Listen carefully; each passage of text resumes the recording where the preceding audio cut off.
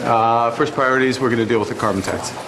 We will be eliminating the Canada fuel charge, the consumer fuel charge, immediately. So it's my honor, on behalf of my colleagues, to sign this order.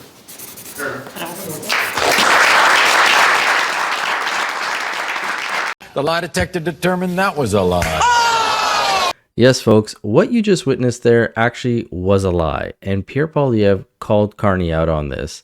Now, the reason we know it's a lie is because of something that Stephen Guilbeault admitted, and we will actually get to that in a second. But right after Mark Carney became Prime Minister, Pierre had a press conference, and he said this. Carbon tax Carney will try later today to pull another fast one. This one's going to be very sneaky. Very sneaky. I call it the carbon tax con job. I told you this was going to happen, by the way. Don't say I didn't warn you. He's going to hide the consumer carbon tax for 60 days. And if he's reelected, he'll bring it back bigger than ever with no rebate. Let's be clear. He says that the carbon tax he intends to bring in after the election will be a, quote, shadow carbon tax. And we know that he loves carbon taxes because he publicly advised Trudeau over the last 5 years to raise the taxes even more. But here's what I've got. This is the Liberal carbon tax law. This law cannot be eliminated unless Parliament resumes to vote it down. Mr. Carney could have asked Trudeau to do that months ago. Mr. Carney could have reconvened Parliament today to vote this law down, but he won't. He will keep the carbon tax law in place even while he temporarily hides the carbon tax from the gas pump for 60 days leading up to the election. Now, you heard what Pierre said, and you saw that Mark did sign some papers at the beginning there, but as Pierre stated, he had the Liberal carbon tax law in his hand. Now, listen to what Guilbeault said after they came out of that caucus meeting. Can you explain to us the mechanism of how the Prime Minister Carney can actually just get rid of the carbon tax like this? Well, basically, following a decision by Cabinet, the price, the consumer price on pollution will be brought down to zero. So it's a regulatory measure to bring the price to zero. So essentially, it's not a removal of it; it's just lowering the price of it. It's bringing it to zero. Now, call me crazy, but to me that sounds like the carbon tax is not gone. All that's been done is it's been reduced to zero so that it's not being collected, just like Pierre said they were going to do. They were going to hide it because they need to bring Parliament back in to vote it out. Even though they keep claiming that there's this clause that's built into it that allows Carney to take it out, that's not true. How can you do this without Parliament? How can you do this without Parliament sitting? Just change, legislation. There's an ability. The Act, the Greenhouse Gas Pollution Pricing Act, had a clause or a particular provision that allows Cabinet to be able to make those decisions. I don't have all the technicalities, but it is allowed. Now, we know that is not true based on what Stephen Guilbeault just said. However, Mark Carney wasn't the only one caught lying yesterday, because when Chrystia Freeland was questioned about the carbon tax and why she's changed her tune on it, she goes on to say, oh, it's all about democracy and not being arrogant and telling people what to do, when that's exactly what she kept doing. Carbon tax? Sorry, just in English on the carbon tax, could I ask you, that was a signature policy of the government under Justin Trudeau. What do you make of changing that policy today? My position on this is very clear. During the campaign for the leadership of the Liberal Party, I was the first candidate to say I would be lifting the consumer price on pollution. In my view, it's just a question of democracy. It's a question of not being arrogant and telling people what's good for them, but about listening. And certainly what I heard was that this is not a policy that works for Canadians. Ms. Freeland, the carbon tax is causing a huge pain for consumers. The cost of everything is going up. Groceries are going to go up $800 next year for average people. And you are going to increase the carbon tax. Are you comfortable in continuing to increase the carbon tax on Canadians when they continue to go through a cost of living crisis, and it continues to go on day after day? You're comfortable with that? The fact is that 8 out of 10 Canadians get more back through the Canada carbon rebate, And Mr. Speaker, we know and Canadians know that 8 out of 10 Canadians get more money back with the carbon rebate. Now, Chrystia Freeland, again, was not the only one who was caught lying, because I'm sure you remember Francois-Philippe Champagne constantly saying 8 out of 10 people had more money in their pocket. Climate change is the issue of our time, Madam Speaker, and they've resigned from this issue. So it's laughable to hear them speak about resigning. 8 of 10 Canadians will be better off, Madam Speaker. We're going to fight for Canadians at every step of the way, and Canadians know that, and they see the games that the Conservatives are playing this morning. The deniers on the other side, they want to see the planet burning. We want to act for our children. We want to act for future generation. Mr. Speaker, 8 family out of 10. 8 out of 10. We know it's tough to go beyond 6 for these guys. It's just 6 plus 2. That gets to 8. 6 plus 4 gets to 10. 8 out of 10 will get more money, Mr. Speaker. We'll fight for Canadians at every step of the way. We'll fight for climate change, and we'll fight for our children, Mr. Speaker. Yet as soon as he left the caucus as well, and was asked about the carbon tax, listen to what he said. What's the status of the carbon tax? Well, listen, the Prime Minister signed an order today. I think he was pretty clear. And I think it's good news for Canadians. It's more money in their pocket, and it's still very, very focused on our climate agenda.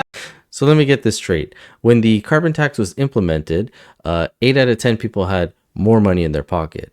But now you say that the carbon tax is gone, people have more money in their pocket. I guess that's liberal math for you folks. Like, how does anybody believe in this government anymore? And when you look at the cabinet that Carney has created, 87% is still the exact same from when Trudeau was around.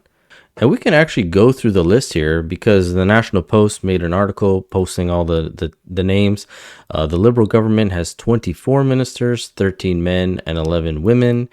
If you go down here, we have Dominic LeBlanc, Melanie Joly, Francois-Philippe Champagne, all the same old, Richie Valdez, Stephen McKinnon.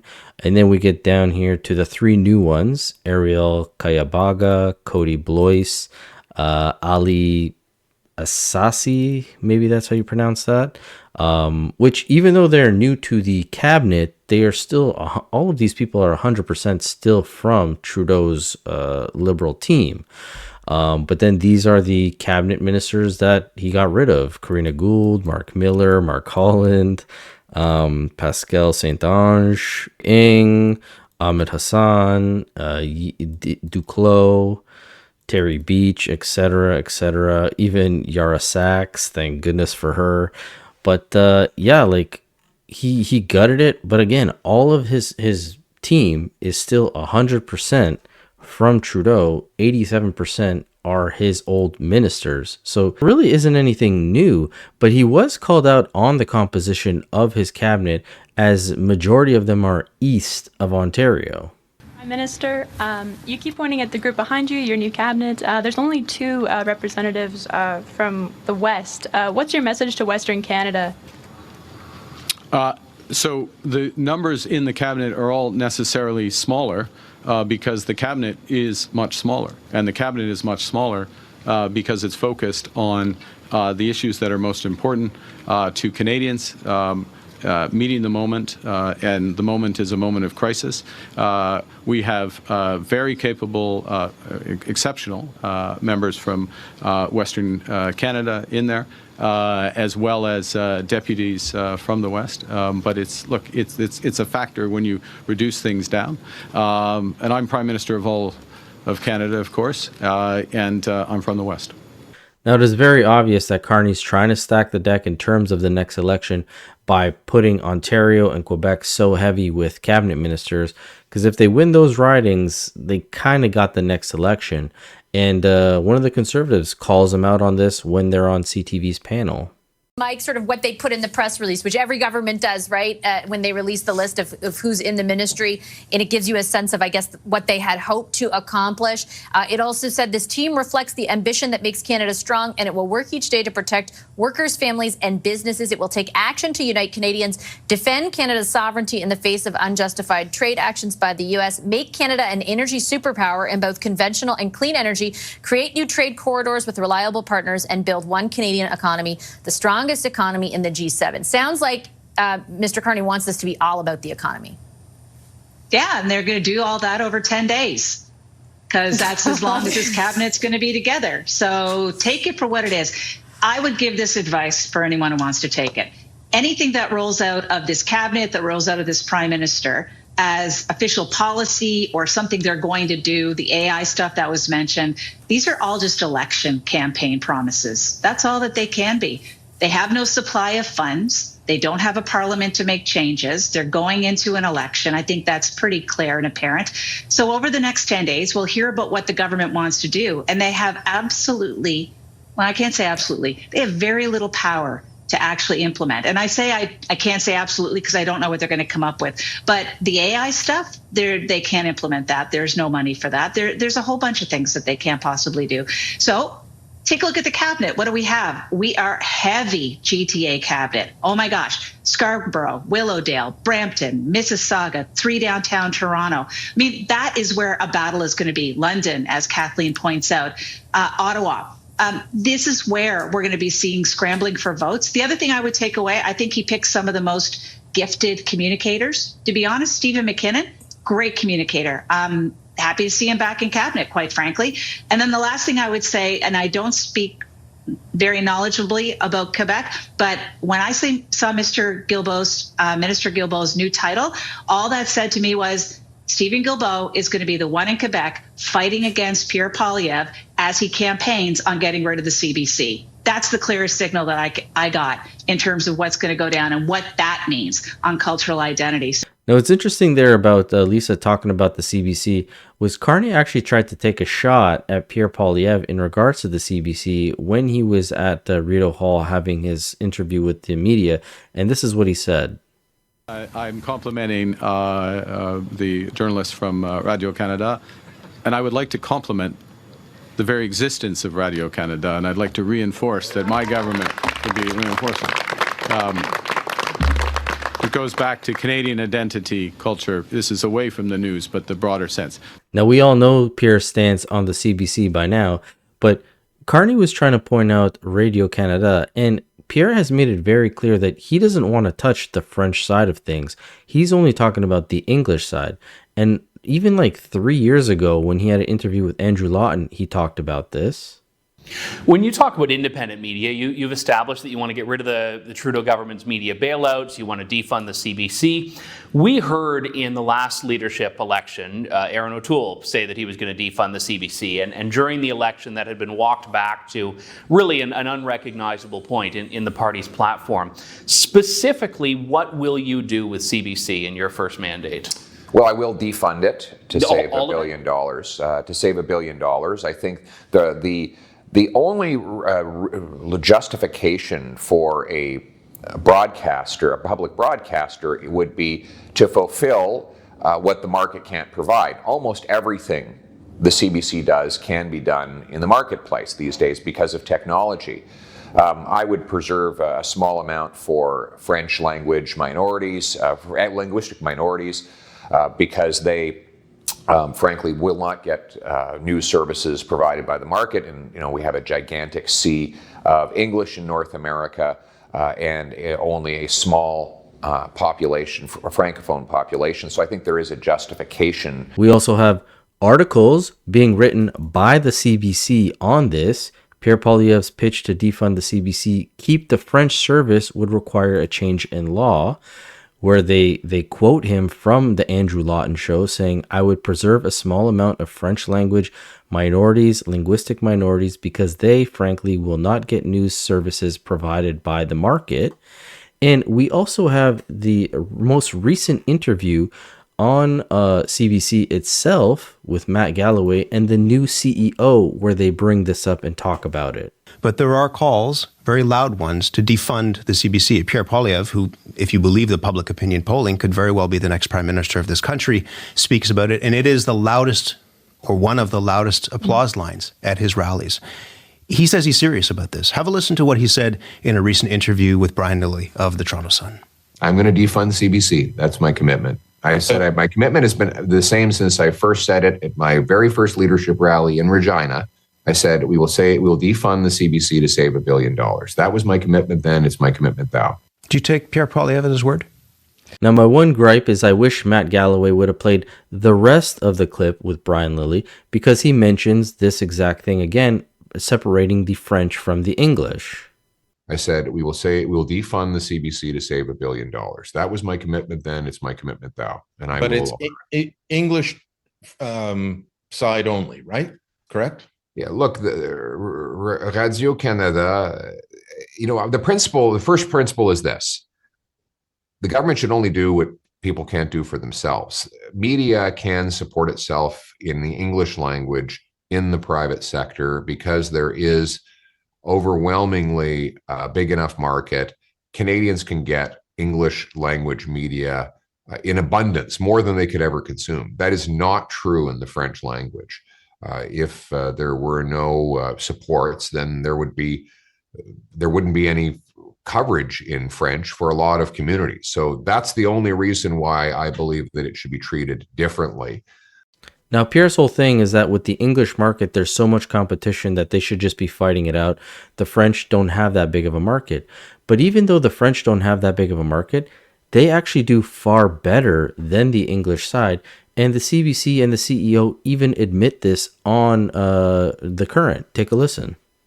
So your sense, to be clear, your sense is, because again, this is what the argument has been made, is that English language CBC would be cut because he believes and others believe that there are lots of other free market options for people in English Canada, but that Radio Canada would continue and the funding for RadCan would continue. You believe that that's not possible? Well, I believe that that's not what's in our mandate right now. Can I ask you about Radio Canada? It has very large support in Quebec. The TV service is something like a 23% share. The French radio service is close to 25%. You contrast that to English television, has a 5% share. English radio, something like 14.6%. Are there things that English language CBC could learn from the success that Radio Canada has had? Maybe you could start with getting rid of some of that woke garbage that you've put on your network. That might be a good place to start. But going back to Carney, if you saw the news the past few days, Scott Moe, the Premier of Saskatchewan, called out Carney for his plans to go to the EU next week after he became Prime Minister, which now he is, and he's still going. And he was questioned today at Rideau Hall about that trip, and this is what he had to say. I received the questions on a trip to Paris and London in a few days. I received an invitation from the President of France to discuss a variety of issues, both economic, commercial, to reinforce those relationships, also issues related to security in Europe, in Canada. Similar discussions will be had with the Prime Minister in the United Kingdom. This is sensible.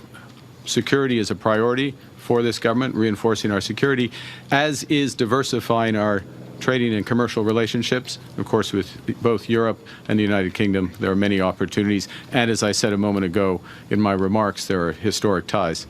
With respect to the President, I don't have plans to go to the United States. I look forward to speaking to him at the appropriate moment. Thank you. Folks, what other moment would be the most appropriate after you just became Prime Minister? Wouldn't that make the most sense to pick up the phone and call Trump to see if you guys can maybe talk, meet, see if you could work something out? Or even Xi Jinping?